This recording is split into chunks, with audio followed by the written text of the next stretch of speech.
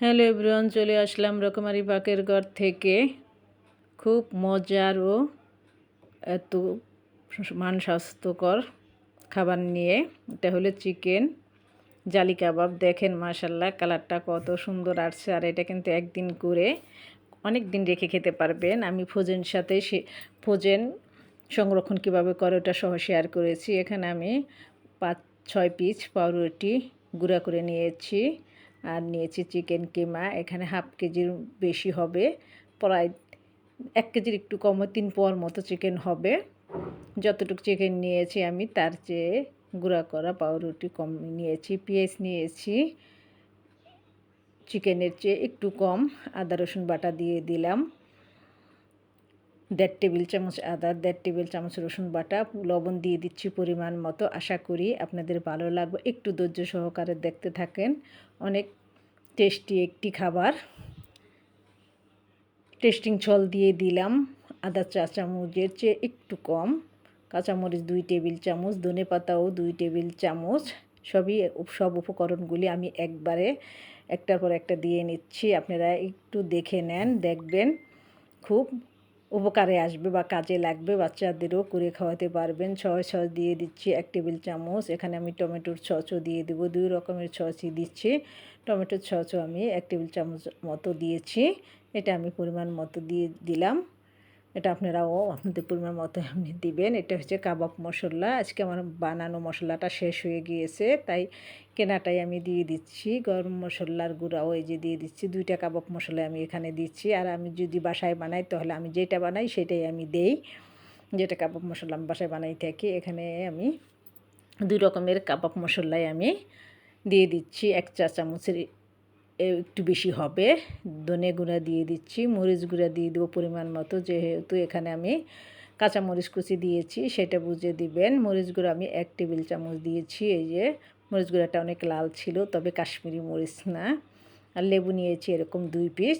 লেবুর রসটা অবশ্যই দিবেন। লেবুর রসটা দিলে ফেলে ভালো আসে আর খেতেও ভালো লাগে। অবশ্যই দিবেন। আমি যে উপকরণগুলি দিয়েছি সব পরিমাণ উপকরণগুলি দিতে চেষ্টা করবেন, কোনোটা স্কিপ করবেন না। তারপরে এটাকে কিন্তু বানিয়ে আপনারা ফ্রোজেন হিসাবে রেখে দিতে পারবেন। ফ্রোজেনটা রেখে দিলে তো আমরা সেটা জানি এটা আমাদের কী উপকারে আসে। এটা আমাদের যখন তখন কাজে লেগে যায়। আর ডিম দিয়েছি একটা, তবে একটার বেশি আগে থেকে দিবেন না। সেটা মাখানোর পরে বুঝতে পারবেন যে আপনার আর লাগবে কি না, সেটার উপর নির্ভর করে।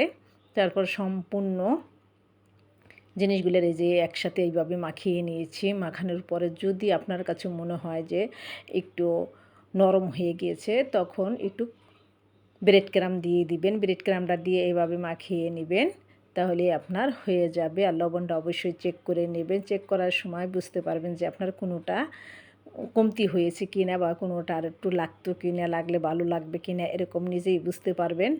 ওই যে দেখেন আমি এখানে অরেঞ্জ কালারের ব্রেড ক্রাম্বটা নিয়েছি। তারপর আমি আমার সাইজ মতো আমি বানিয়ে নিয়েছি। আমি যে যতটুকু উপকরণ নিয়েছি এখানে আমি 40 পিস বানিয়েছি। তারপর সবগুলি একসাথে বল আকারে বানিয়ে নিয়েছি। তাহলে হয় কি সম্পূর্ণ টিকাগুলি একরকম সাইজ হয়। তারপর ব্রেড ক্রাম্ব লাগিয়ে এই যে আমি তেলে ভেজে নিচ্ছি।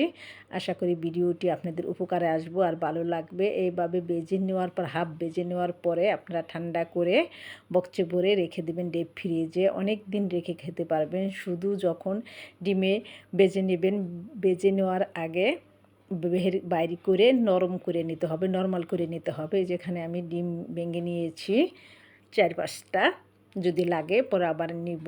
তা ডিমটাকে একটু ফেটে নিচ্ছি, একটু ফেটে নিতে হবে। ভিডিওটি ভালো লাগলে শেয়ার করে দিবেন আর আমার চ্যানেলটি ঘুরে আসবেন। যে কোনো ভিডিও যদি ভালো লেগে থাকে আমার চ্যানেলটি সাবস্ক্রাইব করে আমার পাশেই থাকবেন, আমাকে এগিয়ে নিয়ে যেতে সাহায্য করবেন।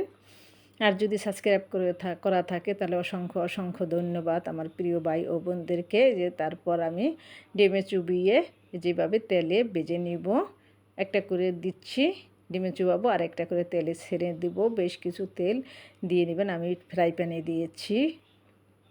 ফ্রাই প্যানে দিলে হয় কি অনেকগুলি দেওয়া যায় একসাথে। তারপর এক সাইড হয়ে গেলে অপর সাইড উল্টিয়ে দিবেন। মাশাল্লাহ এটা কিন্তু খেতে খুবই ভালো, আর বাচ্চাদেরও কিন্তু এটা খুব উপকারে আসে, যেহেতু এটার ভিতরে চিকেন আছে। আর এটা কিন্তু আমরা ওদের টিফিনও দিতে পারি। এটার সাথে কিন্তু আমরা 2 পিস পাউরুটি দিয়ে একটা বার্গারের মতো বানিয়ে দিতে পারি। মেয়োনিজ সস দিয়ে, শসা দিয়ে একসাথে দেখবেন ওরা খুব খুশি হয়ে খেয়ে নিবে। আর দেখতেই পাচ্ছেন কালারটা কত সুন্দর আসছে। খেতে এত যে মজার, না খেলে কিন্তু মিস করবেন। একবার হইলেও রেসিপিটি ফলো করে খেয়ে দেখবেন ভালো লাগে কি না, তারপর আমাকে কমেন্ট করে জানাবেন। আশা করি ভালো লাগবে। যে যেখান থেকে ভিডিওটি দেখছেন সবাই ভালো থাকেন, সুস্থ থাকেন। আবার দেখা হবে আপনাদের সাথে যে কোনো সময় যে কোনো রেসিপি নিয়ে। সেই পর্যন্ত আমার সাথেই থাকবেন আর আমাকে ভালোবাসা দিয়ে এগিয়ে নিয়ে যাবেন। আশা করি আপনাদের ভালোবাসায় একদিন আমি অনেক অনেক দূর এগিয়ে যাব ইনশাআল্লাহ। আল্লাহ হাফেজ।